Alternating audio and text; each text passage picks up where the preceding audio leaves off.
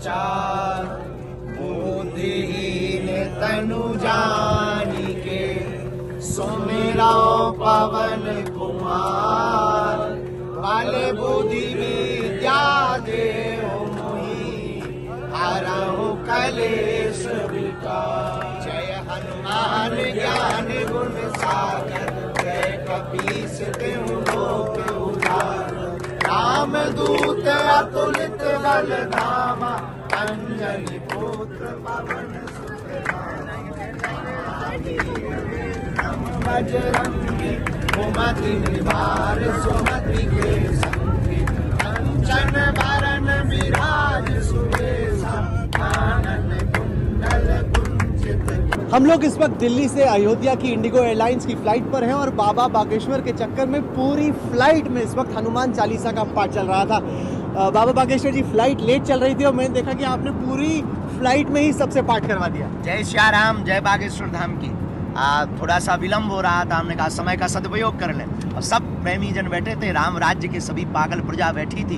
तो हम सब, हमारे राम राजा हैं, हम सब प्रजा हैं रघुनाथ जी के, और हमारे साथ रघुनाथ जी हैं। तो हनुमान चालीसा का पाठ करके समय का सदुपयोग किया। हनुमान चालीसा एक कोई हनुमान जी का पाठ तो है ही है, और वो एक तरंग है, वो एक हमारे मस्तिष्क को एक ऐसी सकारात्मक तरंग देता है जिससे मन बुद्धि एकदम खिल जाती है।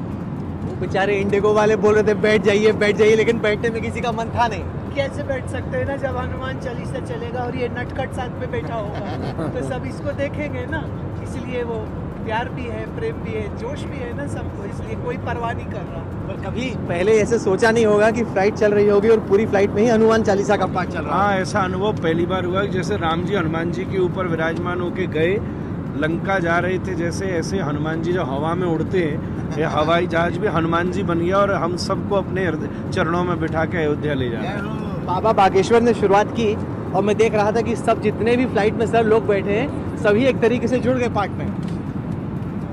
ऐसे है, हनुमान चालीसा, हनुमान जी की कृपा जब होती है तो आज पूरे राष्ट्र के ऊपर हनुमान जी की कृपा है, और हनुमान जी की कृपा की वजह से ही आज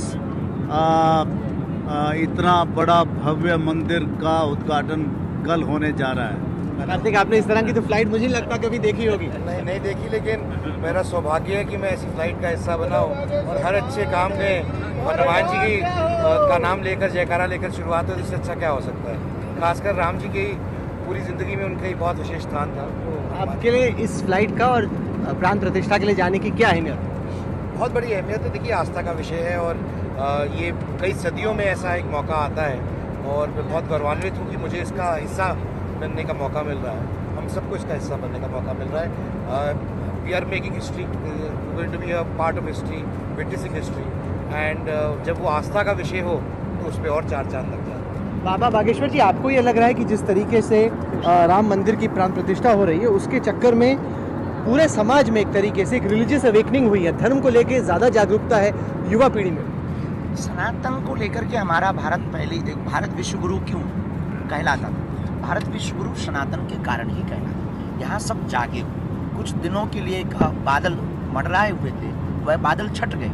भगवान श्री राम जी सूर्यवंशी, और वो सूर्य उदय हो गया, और भारत फिर से विश्व गुरु की ओर अग्रसर। हम धर्म की बात करके लोगों को बहला नहीं, हम ये नहीं कह रहे कि हम भारत के युवाओं को अकार्मिक बनाना चाहें। हम ये कहना चाह रहे हैं, आप अपने अधिकार को, अपने सनातन, अपनी पद्धति, अपनी संस्कृति को जानो, अपने राम को जानो। आप अपने राम को जानो, तब आप अपने आप को जानो, तब आप भारत की महिमा को जानो, और तभी आप भारत के कार्य के लिए आगे बढ़ पाओगे और भारत को विश्व गुरु बनाओगे। कई नई चीज़ें हम यहाँ पे देख रहे हैं। न केवल हनुमान चालीसा का पाठ हुआ, बल्कि साथ ही साथ वो बेचारी एयर होस्टेसेस काफ़ी परेशान है। उनको लग रहा है कि फ्लाइट उनके नियंत्रण से बाहर जाके राहुल जी, ऐसा तो अब हर फ्लाइट में होना चाहिए। राम राज्य का मतलब ही है, देखो हनुमान चालीसा मुस्कुराहट का विषय है, और मुस्कुराना सबको, देखो हंसना इंसानों के भाग्य में है, गधों के भाग्य में। अब जो गधे हैं ना हंसें, हम तो भाई इंसान हैं, अपन तो मुस्कुराएंगे। अब वो हनुमान चालीसा और श्री राम, आप राम कहो, देखो चेहरे पे आपकी भी स्माइल है, आप राम मंदिर जा रहे हैं, आपकी स्माइल भी जा नहीं रही है। दो प्रकार की स्माइल होती है, एक टीवी वाली, एक रियल वाली, ये रियल वाली।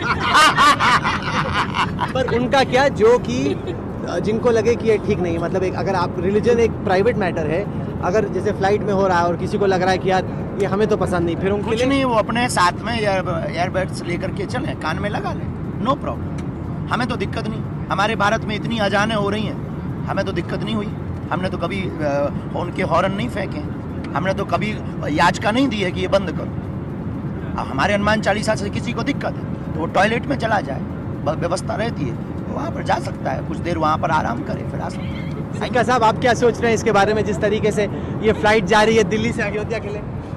देखिए, कमाल ये है कि 500 साल पहले गुरु नानक जी अयोध्या गए थे और राम मंदिर में उन्होंने भजन गाए थे, और उसके बाद में जब उनको मुगलों ने, मुसलमानों ने उस पर कब्ज़ा किया था तो निहंग सिखों ने उनको मार के भगाया था। बिल्कुल। ये भी देखिए क्या अचंभा है, आज 15 साल पहले आज तक ने मेरे साथ में एक छोटा सा रोल प्ले किया था जब हमने श्रीलंका में फिल्म बनाई थी मिल गए राम, और उसमें हमने प्रूफ से बताया था कि